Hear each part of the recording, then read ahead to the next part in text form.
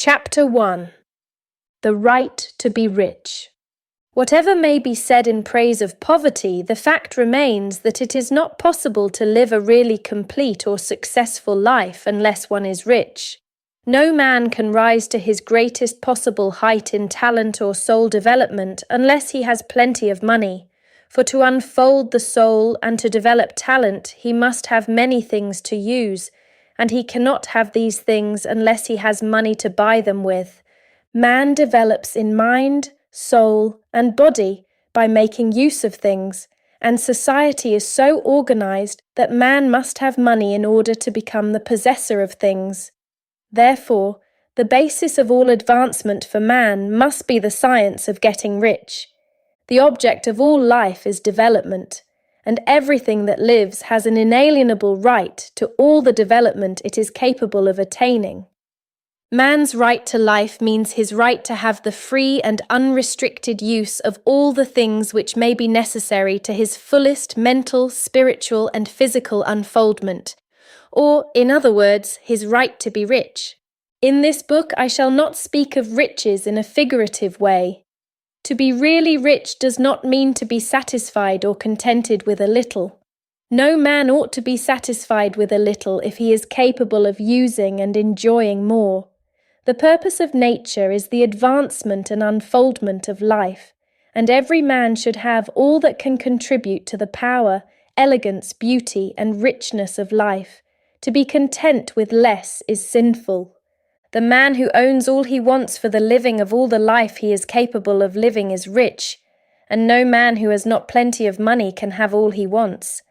Life has advanced so far and become so complex that even the most ordinary man or woman requires a great amount of wealth in order to live in a manner that even approaches completeness. Every person naturally wants to become all that he is capable of becoming. This desire to realize innate possibilities is inherent in human nature. We cannot help wanting to be all that we can be. Success in life is becoming what you want to be. You can become what you want to be only by making use of things, and you can have the free use of things only as you become rich enough to buy them. To understand the science of getting rich is therefore the most essential of all knowledge. There is nothing wrong in wanting to get rich. The desire for riches is really the desire for a richer, fuller, and more abundant life, and that desire is praiseworthy. The man who does not desire to live more abundantly is abnormal, and so the man who does not desire to have money enough to buy all he wants is abnormal. There are three motives for which we live. We live for the body, we live for the mind, and we live for the soul. No one of these is better or holier than the other. All are alike desirable, and no one of the three, body, mind, or soul, can live fully if either of the others is cut short of full life and expression. It is not right or noble to live only for the soul and deny mind or body, and it is wrong to live for the intellect and deny body and soul. We are all acquainted with the loathsome consequences of living for the body and denying both mind and soul, and we see that real life means the complete expression of all that man can give forth through body, mind, and soul. Whatever he may say, no man can be really happy or satisfied unless his body is living fully in every function, and unless the same is true of his mind and his soul. Wherever there is unexpressed possibility or function not performed, there is unsatisfied desire. Desire is possibility-seeking expression or function-seeking performance. Man cannot live fully in body without good food, comfortable clothing, and warm shelter, and without freedom from excessive toil. Rest and recreation are also necessary to his physical life.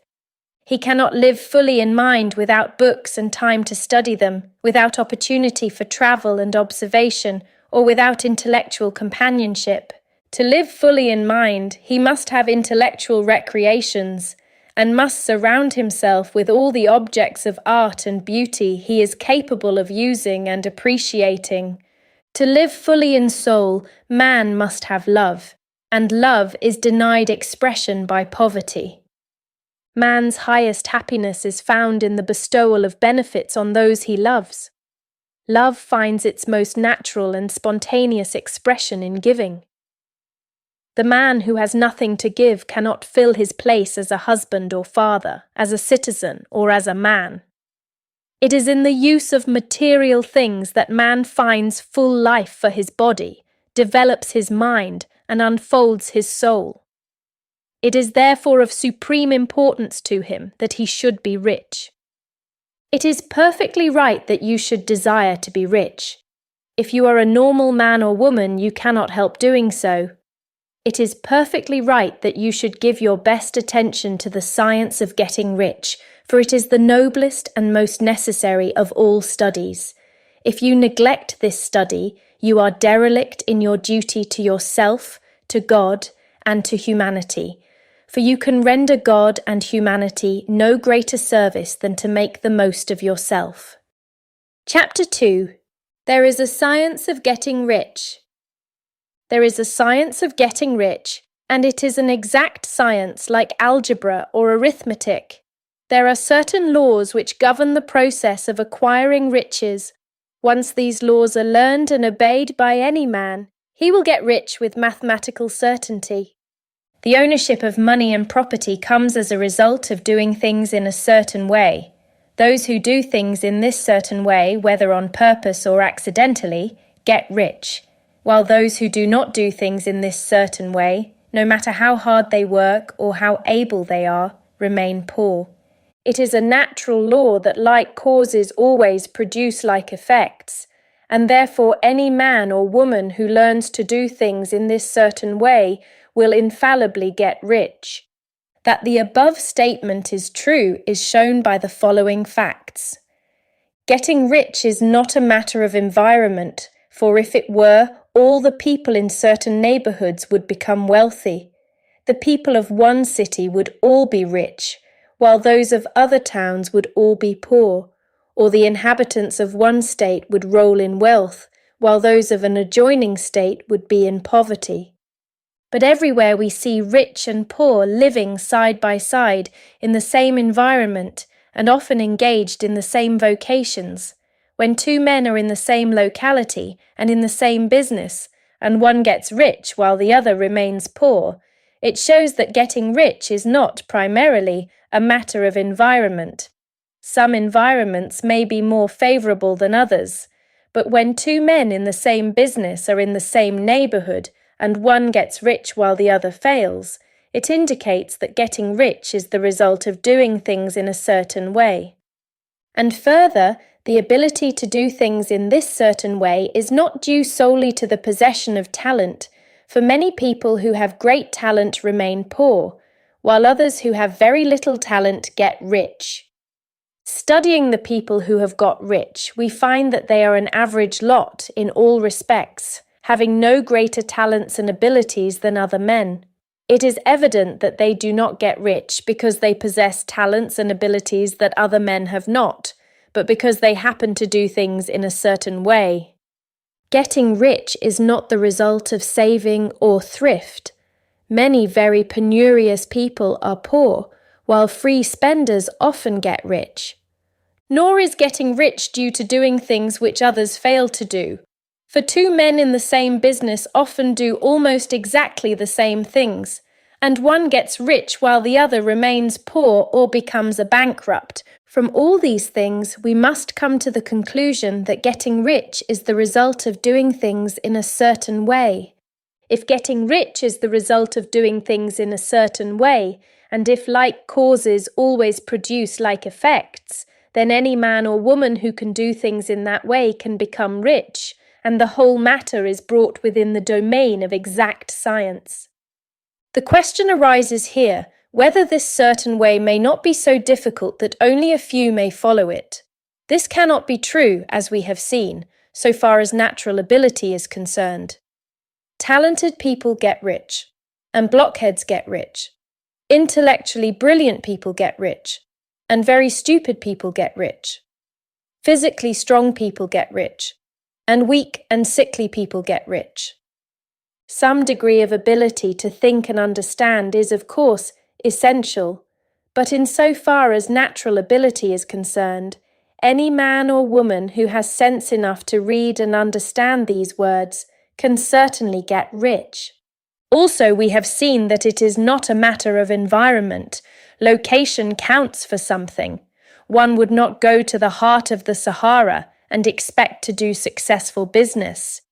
Getting rich involves the necessity of dealing with men and of being where there are people to deal with. And if these people are inclined to deal in the way you want to deal, so much the better. But that is about as far as environment goes. If anybody else in your town can get rich, so can you. And if anybody else in your state can get rich, so can you. Again, it is not a matter of choosing some particular business or profession. People get rich in every business and in every profession, while their next-door neighbours in the same vocation remain in poverty. It is true that you will do best in a business which you like and which is congenial to you. And if you have certain talents which are well developed, you will do best in a business which calls for the exercise of those talents. Also, you will do best in a business which is suited to your locality. An ice cream parlour would do better in a warm climate than in Greenland, and a salmon fishery will succeed better in the Northwest than in Florida, where there are no salmon. But aside from these general limitations, getting rich is not dependent upon your engaging in some particular business, but upon your learning to do things in a certain way. If you are now in business and anybody else in your locality is getting rich in the same business, while you are not getting rich, it is because you are not doing things in the same way that the other person is doing them. No one is prevented from getting rich by lack of capital. True, as you get capital, the increase becomes more easy and rapid, but one who has capital is already rich and does not need to consider how to become so. No matter how poor you may be, if you begin to do things in a certain way, you will begin to get rich, and you will begin to have capital. The getting of capital is a part of the process of getting rich, and it is a part of the result which invariably follows the doing of things in the certain way. You may be the poorest man on the continent and be deeply in debt. You may have neither friends, influence, nor resources. But if you begin to do things in this way, you must infallibly begin to get rich, for like causes must produce like effects. If you have no capital, you can get capital. If you are in the wrong business, you can get into the right business. If you are in the wrong location, you can go to the right location. And you can do so by beginning in your present business and in your present location to do things in the certain way which causes success. Chapter 3. Is opportunity monopolized? No man is kept poor because opportunity has been taken away from him, because other people have monopolized the wealth and have put a fence around it. You may be shut off from engaging in business in certain lines, but there are other channels open to you. Probably it would be hard for you to get control of any of the great railroad systems. That field is pretty well monopolized. But the electric railway business is still in its infancy and offers plenty of scope for enterprise. And it will be but a very few years until traffic and transportation through the air will become a great industry, and in all its branches will give employment to hundreds of thousands, and perhaps to millions of people. Why not turn your attention to the development of aerial transportation instead of competing with J.J. Hill and others for a chance in the steam railway world? It is quite true that if you are a workman in the employ of the Steel Trust, you have very little chance of becoming the owner of the plant in which you work.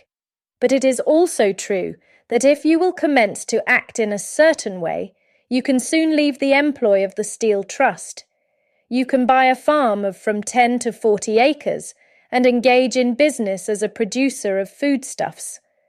There is great opportunity at this time for men who will live upon small tracts of land and cultivate the same intensively. Such men will certainly get rich. You may say that it is impossible for you to get the land, but I am going to prove to you that it is not impossible. and that you can certainly get a farm if you will go to work in a certain way. At different periods, the tide of opportunity sets in different directions according to the needs of the whole and the particular stage of social evolution which has been reached.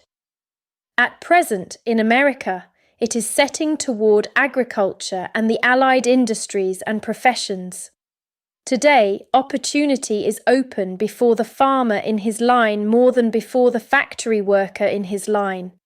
It is open before the businessman who supplies the farmer more than before the one who supplies the factory worker, and before the professional man who waits upon the farmer more than before the one who serves the working class.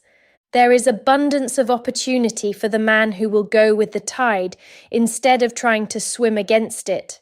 So the factory workers, either as individuals or as a class, are not deprived of opportunity. The workers are not being kept down by their masters. They are not being ground by the trusts and combinations of capital. As a class, they are where they are because they do not do things in a certain way. If the workers of America chose to do so, they could follow the example of their brothers in Belgium and other countries and establish great department stores and cooperative industries. They could elect men of their own class to office and pass laws favouring the development of such cooperative industries, and in a few years they could take peaceable possession of the industrial field. The working class may become the master class whenever they will begin to do things in a certain way. The law of wealth is the same for them as it is for all others. This they must learn, and they will remain where they are as long as they continue to do as they do. The individual worker, however, is not held down by the ignorance or the mental slothfulness of his class. He can follow the tide of opportunity to riches, and this book will tell him how. No one is kept in poverty by a shortness in the supply of riches. There is more than enough for all. A palace as large as the Capitol at Washington might be built for every family on earth from the building material in the United States alone. And under intensive cultivation, this country would produce wool, cotton, linen, and silk enough to clothe each person in the world, finer than Solomon was arrayed in all his glory, together with food enough to feed them all luxuriously. The visible supply is practically inexhaustible, and the invisible supply really is inexhaustible. Everything you see on earth is made from one original substance, out of which all things proceed. New forms are constantly being made, and older ones are dissolving, but all are shapes assumed by one thing. There is no limit to the supply of formless stuff or original substance. The universe is made out of it, but it was not all used in making the universe. The spaces in, through, and between the forms of the visible universe are permeated and filled with the original substance, with the formless stuff, with the raw material of all things. 10,000 times as much as has been made might still be made, and even then we should not have exhausted the supply of universal raw material. No man, therefore, is poor because nature is poor, or because there is not enough to go around. Nature is an inexhaustible storehouse of riches. The supply will never run short. Original substance is alive with creative energy and is constantly producing more forms. When the supply of building material is exhausted, more will be produced.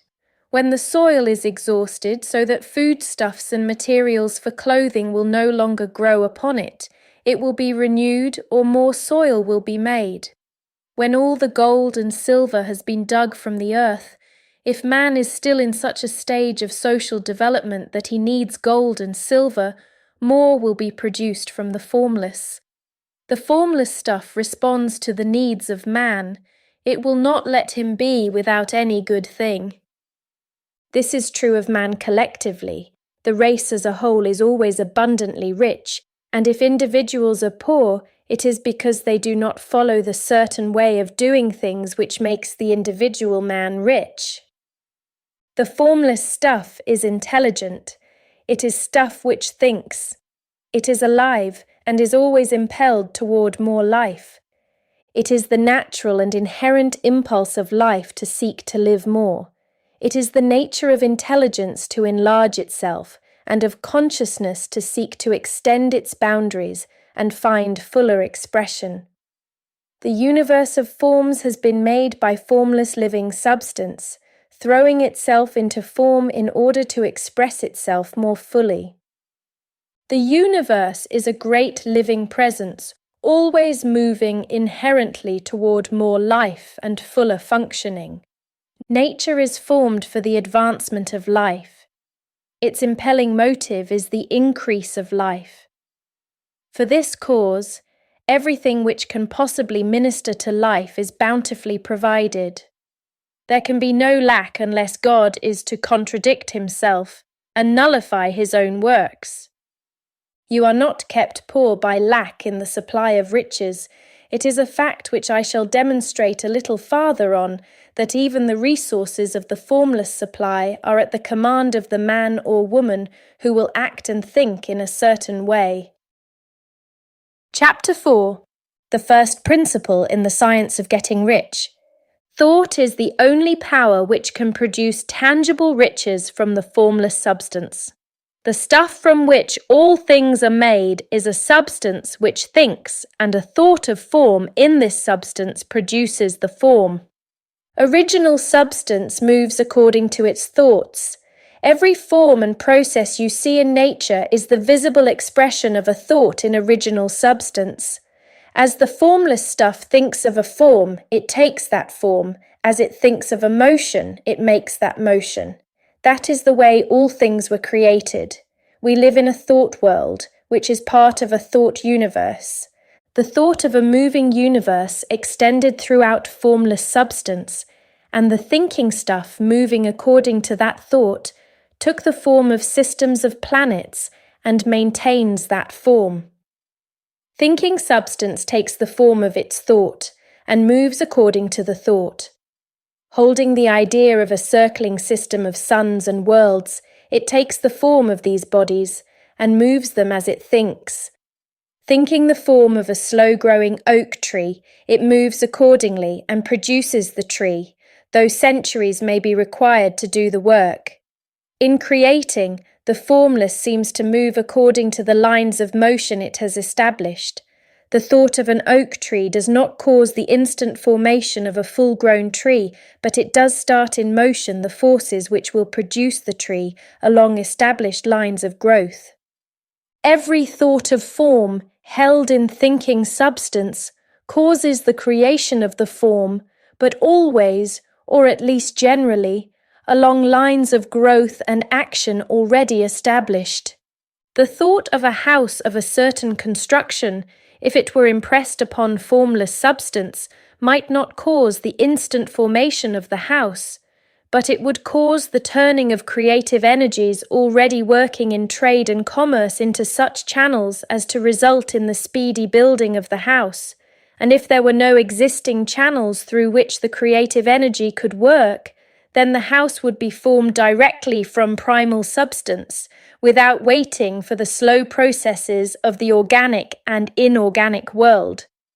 No thought of form can be impressed upon original substance without causing the creation of the form.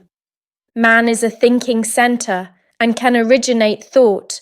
All the forms that man fashions with his hands must first exist in his thought. He cannot shape a thing until he has thought that thing. And so far man has confined his efforts wholly to the work of his hands. He has applied manual labor to the world of forms, seeking to change or modify those already existing. He has never thought of trying to cause the creation of new forms by impressing his thoughts upon formless substance. When man has a thought form, he takes material from the forms of nature and makes an image of the form which is in his mind. He has so far made little or no effort to cooperate with formless intelligence, to work with the Father. He has not dreamed that he can do what he sees the Father doing. Man reshapes and modifies existing forms by manual labor. He has given no attention to the question whether he may not produce things from formless substance by communicating his thoughts to it. We propose to prove that he may do so, to prove that any man or woman may do so, and to show how. As our first step, we must lay down 3 fundamental propositions. First, we assert that there is one original formless stuff or substance from which all things are made. All the seemingly many elements are but different presentations of one element. All the many forms found in organic and inorganic nature are but different shapes made from the same stuff. And this stuff is thinking stuff. A thought held in it produces the form of the thought. Thought in thinking substance produces shapes. Man is a thinking center, capable of original thought. If man can communicate his thought to original thinking substance, he can cause the creation or formation of the thing he thinks about. To summarize this, there is a thinking stuff from which all things are made, and which, in its original state, permeates, penetrates, and fills the interspaces of the universe. A thought in this substance produces the thing that is imaged by the thought. Man can form things in his thought, and by impressing his thought upon formless substance, can cause the thing he thinks about to be created. It may be asked if I can prove these statements, and without going into details, I answer that I can do so, both by logic and experience. Reasoning back from the phenomena of form and thought, I come to one original thinking substance, and reasoning forward from this thinking substance, I come to man's power to cause the formation of the thing he thinks about, and by experiment I find the reasoning true, and this is my strongest proof. If one man who reads this book gets rich by doing what it tells him to do, that is evidence in support of my claim. But if every man who does what it tells him to do gets rich, that is positive proof until someone goes through the process and fails. The theory is true until the process fails, and this process will not fail, for every man who does exactly what this book tells him to do will get rich. I have said that men get rich by doing things in a certain way, and in order to do so, men must become able to think in a certain way. A man's way of doing things is the direct result of the way he thinks about things. To do things in the way you want to do them, you will have to acquire the ability to think the way you want to think. This is the first step toward getting rich. To think what you want to think is to think truth, regardless of appearances.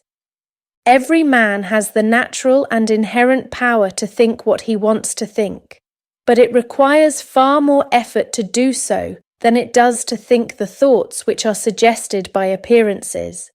To think according to appearances is easy. To think truth regardless of appearances is laborious and requires the expenditure of more power than any other workman is called upon to perform.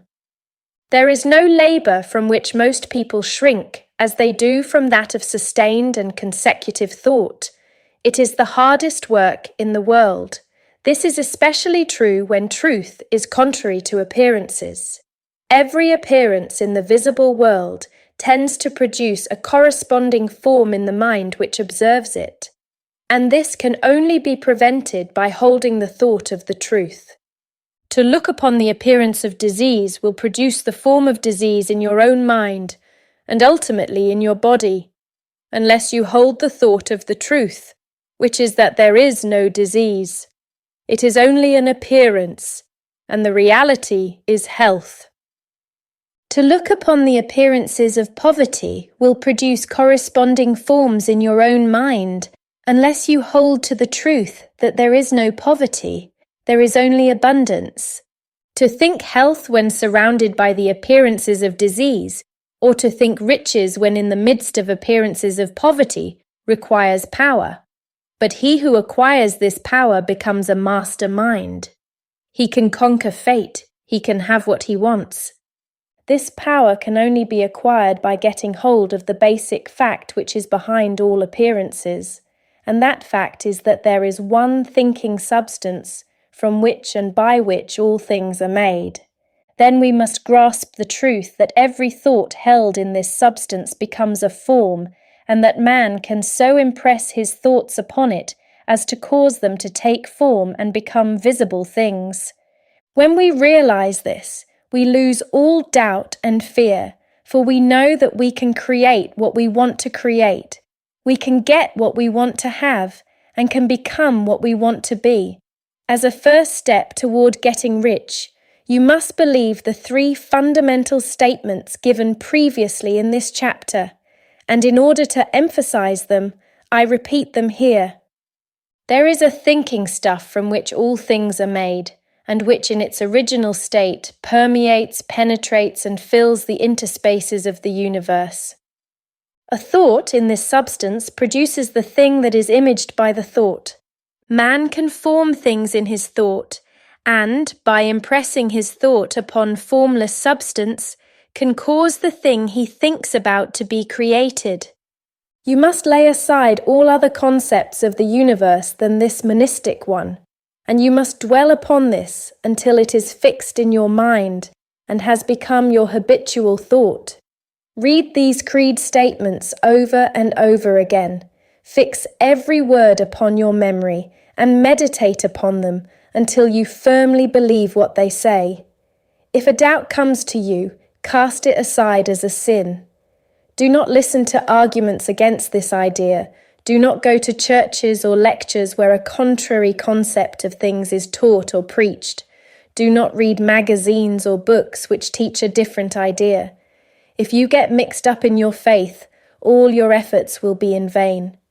Do not ask why these things are true, nor speculate as to how they can be true. Simply take them on trust.